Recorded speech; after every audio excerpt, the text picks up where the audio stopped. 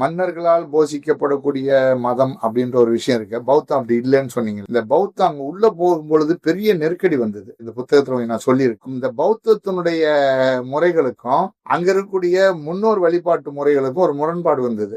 முதல்ல பௌத்தம் அதை ஏத்துக்கல.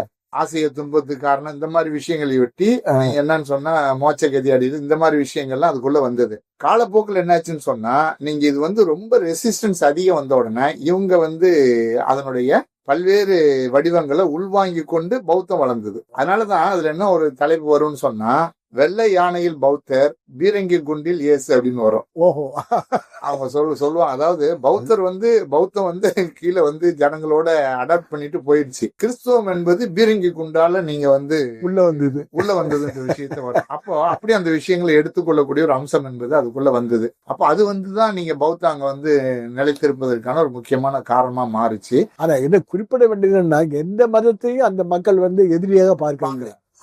அது ஏன்னா இப்ப இந்தியால இந்துத்துவா என்ன சேட்டை பண்ற எல்லா மதத்தையும் வெறுக்க வைக்கலாம். அது இல்லைங்கிறது சீனானுடைய நாம் கற்க வேண்டிய ஒரு பாடம். சொன்ன விஷயம் என்னன்னா இது எதையுமே அவங்க தடை பண்ணல. ஃபர்ஸ்ட் எல்லாருமே வரவேற்றாங்க. வரவேற்று அதை தனதாக்கி கொள்வதற்கான ஒரு விஷயம் தான் நடந்ததே தவிர வேண்டாம் என்று தடை பண்ணவே இல்லை. நீங்க எப்போ சில விஷயங்கள்ல வருதுன்னு சொன்னா, உதாரணத்துக்கு ஒண்ணு சொல்றேன்னு வைங்க. கிறிஸ்துவம் எப்படி போகுதுன்னு சொன்னா அதிகாரம் 18ஆம் நூற்றாண்டுல பிரிட்டிஷாரு எல்லாம் போன பிற்பாடு கிறிஸ்துவம் போகுது. இந்த கிறிஸ்துவம் ஆரம்ப கட்டத்துல போய் அங்க இயர்லி பீரியட்ல கொஞ்சம் இருந்தது. யாரும் தடை பண்ணவே இல்லை. அது பாட்டுக்கு வேற வேற பேர்ல இருந்தது. கிறிஸ்துவம் இருந்தது. அது வழிபாட்டு முறைகள்லாம் இருந்து எல்லாம் நடந்துச்சு. இவங்க ஆதிக்கம்னு போன பிற்பாடு இந்த அதிகாரத்தின் அடிப்படை போகும் பொழுது ஏற்கனவே இருக்கிற கலாச்சாரத்தை எல்லாம் அவங்க என்ன பண்ணாங்கன்னா கொஸ்டின் பண்றாங்க. டிராகன் அது ஒரு தீய சக்தி, டிராகன்றது தீய சக்தி.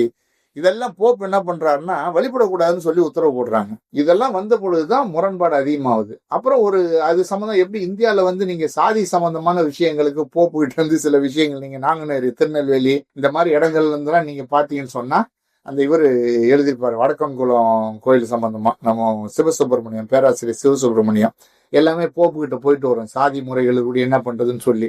இதே மாதிரி நீங்க அங்க சீனால இருக்கக்கூடிய முன்னோர் வழிபாட்டை நீங்க கிறிஸ்துவம் ஏற்றுக்கொள்ளக்கூடாது.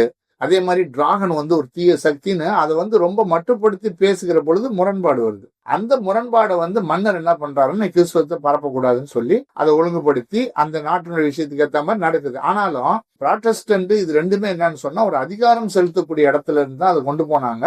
அது பல இடங்கள்ல மோதல் நடந்தது. டச்சு ஃபர்ஸ்ட் போறாங்க, அதுக்கப்புறம் ஸ்பெயின் போறாங்க.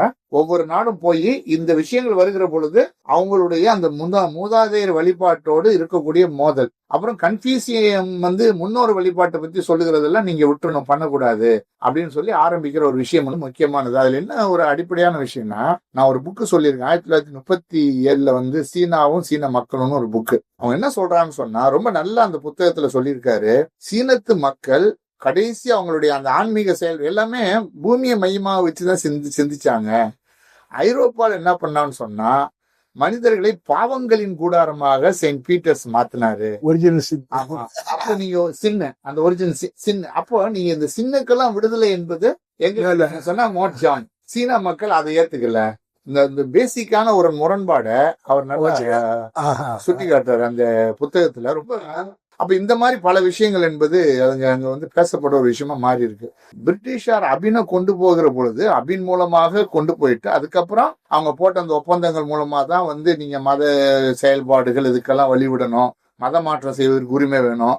இப்ப இந்தியாவில பிரிட்டிஷார் சப்போர்ட் பண்ணிட்டு இருக்காரு பாருங்க, மத மாற்றம் செய்யறதுக்கு உரிமை வேணும். இதெல்லாம் பிரிட்டிஷார் அங்க போட்ட கண்டிஷன்ல ஒண்ணு.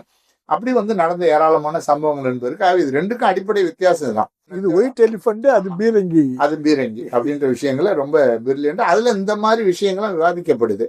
நீங்க எப்படி மக்கள் வாழ்க்கையோடு சம்பந்தப்பட்ட விஷயத்தை சொல்லுவதும், நீங்க ஒரு பரலோகம் அது நல்ல வார்த்தையை பயன்படுத்துவாரு. அதனால சீனால மதம் சம்பந்தம் வருகிற பொழுது, கடவுள் சம்பந்தம் வருகிற பொழுது அவங்க அதிகபட்சமாக தெய்வீகம், விண்ணகம் இந்த ரெண்டு வார்த்தைகள் தான் அதிகமா அங்க காணப்படுது. இந்த கிறிஸ்துவ மதம்லாம் வந்த பிற்பாடுதான் இந்த டிரான்ஸ்லேஷன் வருகிற பொழுதுதான் மதம் அந்த வேர்டே அங்க உள்ள போகுது. சீனால நீங்க புரட்சி நடந்த பிற்பாடு 49க்கு அப்புறம் சீனால எல்லா மதங்களையும் எப்படி நம்ம கையாளுதுன்னு சொல்லி ஒரு ஸ்ட்ராட்டஜி, ஒரு திட்டத்தை உருவாக்கி அந்த அடிப்படையில கொண்டு வர்றாங்க.